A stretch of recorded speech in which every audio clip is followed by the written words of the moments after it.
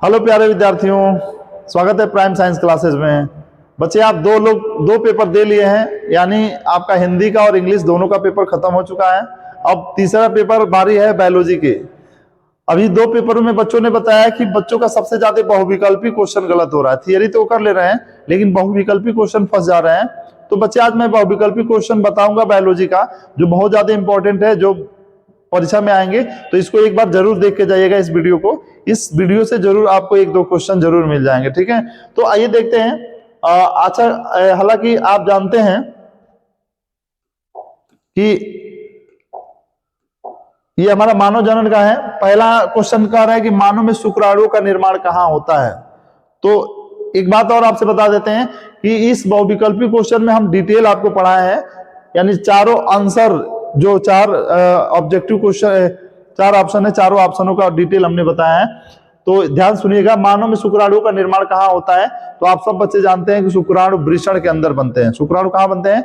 वृषण के अंदर बनते हैं। और अगर अंडाणु पूछा जाए तो अंडाणु अंडाशय के अंदर बनते हैं। तो हमारा आंसर सही क्या हो जाएगा? वृषण, यानी वृषण सही आंसर हो जाएगा। लेकिन बच्चे इससे पहले भी हम देखेंगे कि एपिडिडाइमिस क्या, यानी अधिवृषण। तो इसमें शुक्राणुओं का क्या होता है? पोषण होता है। शुक्राणुओं का क्या होता है? पोषण और वृद्धि होता है। वृषण के अंदर शुक्राणु का निर्माण होता है। और प्रोस्टेट ग्रंथि पुरुषों में एक ऐसी ग्रंथि है, इसके फूलने पर मूत्र त्याग में कठिनाई होने लगती है, तो इसीलिए इसको काट के हटा दिया जाता है। और जो मूत्राशय होता है, इसमें मूत्र इकट्ठा होता है और इसी से यूरिन बाहर निकलता है। दूसरा क्वेश्चन है, शुक्राणु के निर्माण की जो प्रक्रिया होती है वो क्या कहलाती है? बच्चे तो बहुत ज्यादा इंपॉर्टेंट है। शुक्राणु के जो निर्माण की प्रक्रिया होती है उसे हम शुक्र जनन कहते हैं। क्या कहते हैं? शुक्र जनन कहते हैं। शुक्र जनन कहते हैं, लेकिन इसमें कहीं शुक्र जनन लिखा नहीं है। तो अब इसका इंग्लिश इंपॉर्टेंट है, आपको पढ़ के जाना है कि शुक्र जनन को इंग्लिश में कहते हैं स्पर्मेटोजेनेसिस।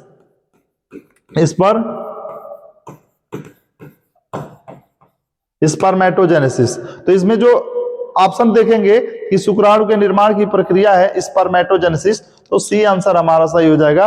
ओजेनेसिस माने अंड जनन होता है, गैमेटोजेनेसिस माने युग्मक जनन होता है, स्पर्मेटोजेनेसिस माने शुक्र जनन होता है, और फर्टिलाइजेशन माने निषेचन होता है। तो ये याद रख के आप जाएंगे, ठीक है। नेक्स्ट क्वेश्चन है बच्चे, देखें।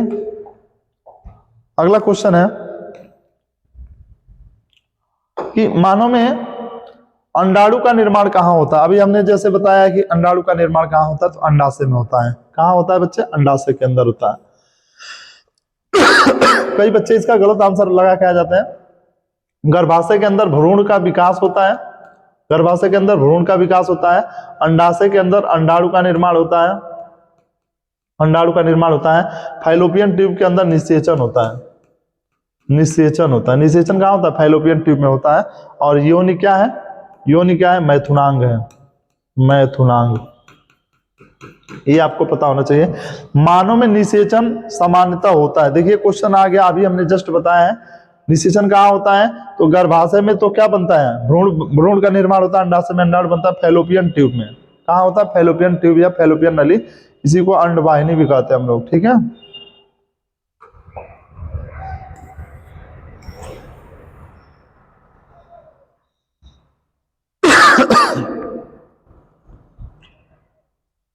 खांसी बहुत आ रही है।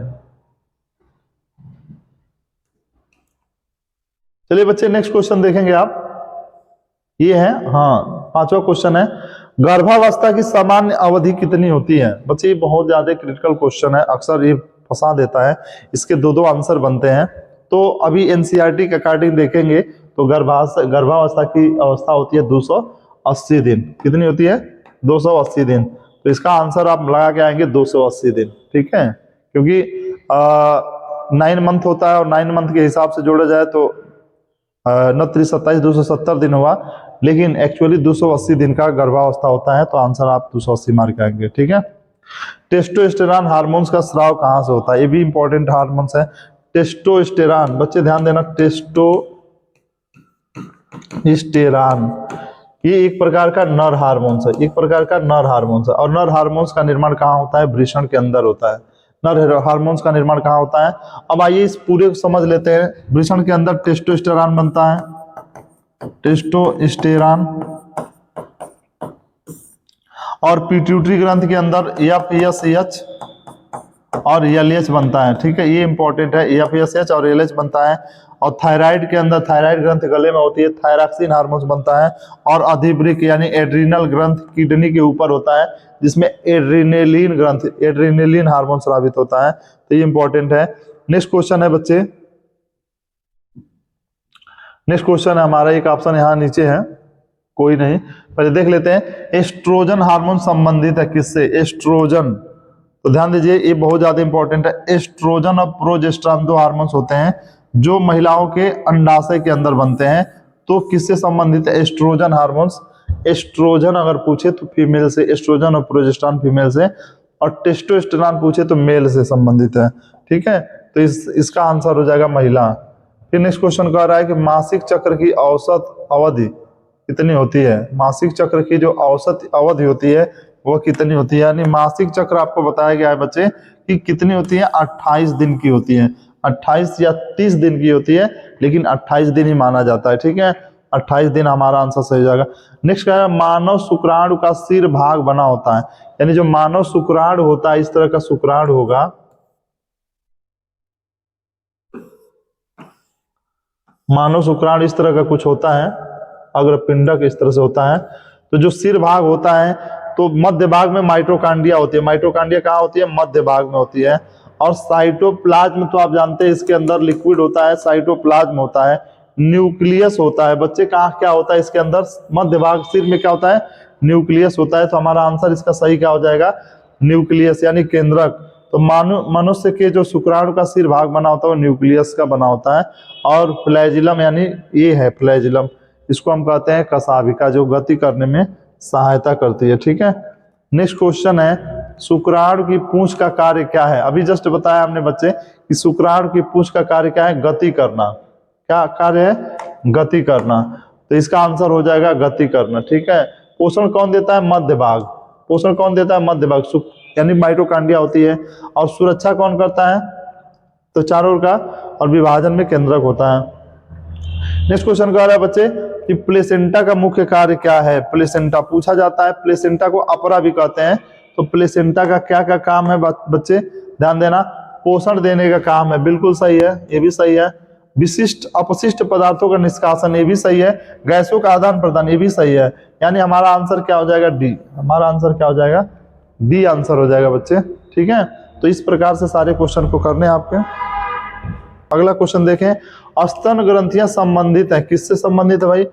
स्तन ग्रंथियां किससे संबंधित है? पाचन से संबंधित है? नहीं, बिल्कुल गलत है। श्वसन से भी नहीं संबंधित, शिशुओं के पोषण से। हाँ, ये सही है, शिशुओं के पोषण से हमारा सही आंसर है। ठीक है, इसको पढ़ के जाएंगे। नेक्स्ट है निषेचन के बाद बनने वाली कोशिका क्या कहलाती है? बच्चे निषेचन क्या होता है? तो नर युग्मक शुक्राणु और मादा युग्मक अंडाणु के मिलने की प्रक्रिया को निषेचन कहते हैं। और निषेचन के बाद क्या बनता है? जाइगोट बनता है, जाइगोट बनता है।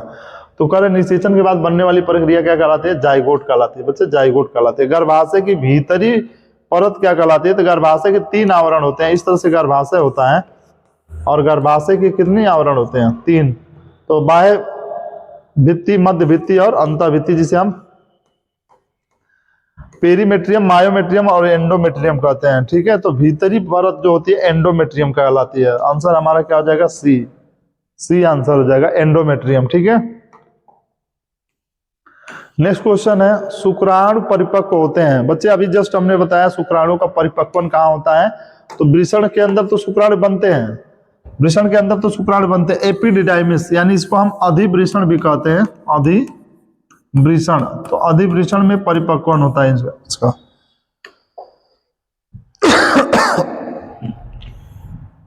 LH हार्मोन्स का स्राव कहां से होता है? या LH हार्मोन्स का स्राव कहां से होता है? LH luteinizing hormone. जैसा कि बच्चा भी हमने बताया है कि पीयूष ग्रंथि एक ऐसी ग्रंथि है जिसे FSH और LH माने होता है ल्यूटिनाइजिंग हार्मोन्स। तो हमारा आंसर सही होगा पिट्यूटरी ग्रंथ यानी पीयूष ग्रंथ। अगला क्वेश्चन कर रहे हैं बच्चे FSH हार्मोन्स किससे संबंधित है? FSH फॉलिकल स्टिमुलेटिंग हार्मोन, जनन से, पाचन से, श्वसन से, उत्सर्जन से। तो बच्चे हमारा आंसर क्या सही हो जाएगा? जनन से। जनन से ही संबंधित है, रिप्रोडक्शन से ही संबंधित है। नेक्स्ट क्वेश्चन कह रहा है कि मानव के अंडाणु में गुणसूत्रों की संख्या कितनी होती है?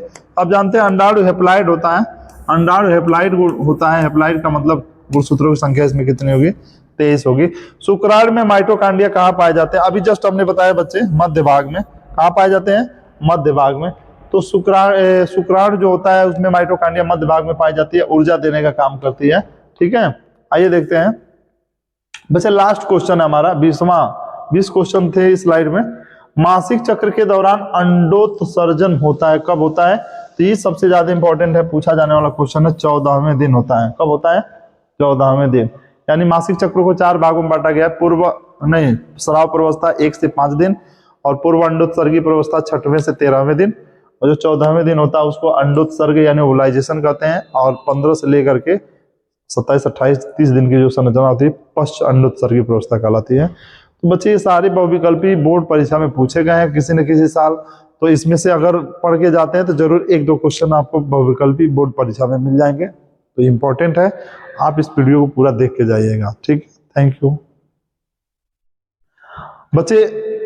मुझे आशा और विश्वास है कि बायोलॉजी का पेपर आपका बहुत ही बेहतर होगा, इसीलिए बायोलॉजी के पेपर को बहुत अच्छे से तैयार करके जाइएगा, क्योंकि बायोलॉजी विषय जिन बच्चों को हमने पढ़ाया है वो बच्चे फुल कॉन्फिडेंट हैं। और जिस दिन रिजल्ट आएगा मैं आपके सामने लाइव आकर के बताऊंगा बच्चों कि मेरे बच्चों का रिजल्ट किस तरह से है। अगर आपको भी बायोलॉजी और केमिस्ट्री बेहतर तरीके से पढ़नी है तो आप प्राइम साइंस क्लासेज जुड़ सकते हैं, जिसका पता है गांधी चौक, महुई रोड, यानी गांधी चौक से 150 मीटर दूर आएंगे तो एक प्राइम साइंस क्लासेज का बड़ा सा बैनर दिखेगा। उस बैनर से जस्ट आगे आएंगे तो एक बड़ा सा हॉल जिसमें हम पढ़ाते हैं आपको। ठीक है, तो आप आ सकते हैं, स्वागत है आप सभी का। Thank you.